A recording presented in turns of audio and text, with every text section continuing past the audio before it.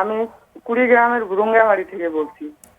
আমার বাচ্চা, আমার দুইটা বাচ্চা, একটার বয়স হলো 5 বছর, আর একটার বয়স হলো 3 বছর।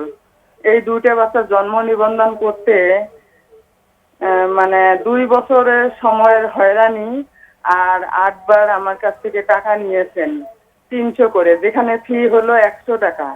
আর জন্ম নিবন্ধন কিছু কিছু জিনিস পেন্ডিং এ রেখে রেখে আমার কাছ থেকে টাকা আদায় করার জন্য সে ইউনিয়ন পরিষদ থেকে ছয় প্রকার আমাকে জন্ম নিবন্ধন দিয়েছে। মানে এই ভদ্রমহিলা যে এই দর্শকের, তার অভিযোগ সত্যই ধরে নেই, তার নিজের অভিজ্ঞতা থেকে বলেছেন এবং তার নিজের সন্তানের জন্ম নিবন্ধন করতে যে 2 সন্তান, মানে তাতে মনে হয় দেশের সরকার নেই, প্রশাসন নেই, জনসেবা বলে কিছু নেই। আইন আছে, আইন প্রতিপালন করা হয় না। এবং ওই এলাকা জানি না যে এটি 5 বছর বলেছেন, তাই 5 বছর তো শুধু এই সরকারের এই 3 মাসের সময় 2 বছর ধরে ঘুরছেন, 2 বছর ধরে ঘুরেছেন। তাহলে অন্তর্বর্তী সরকার ছিল, আবার সেই প্রশ্ন, অন্তর্বর্তী সরকার এসে প্রথমেই যেটা করলো যে স্থানীয় সরকার সংস্থা সব বাতিল করে দিল এবং এমন ধরপাকড় করলো যে অনেকে নিজেরা আত্মগোপনে চলে গেলেন।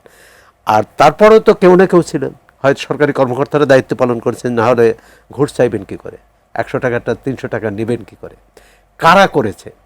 আমি এখানে প্রধানমন্ত্রীর প্রতি দৃষ্টি আকর্ষণ করব। প্রধানমন্ত্রীর প্রতি দৃষ্টি আকর্ষণ করেছিল বাউফলের একটি মেয়ে, একটি ছোট্ট মেয়ে, যে এখানে একটি সেতু দরকার, এবং প্রধানমন্ত্রী নির্দেশে তার সড়ক পরিবহন মন্ত্রী সেখানে যেয়ে সেই সেতুটি উদ্বোধন করে আসছেন।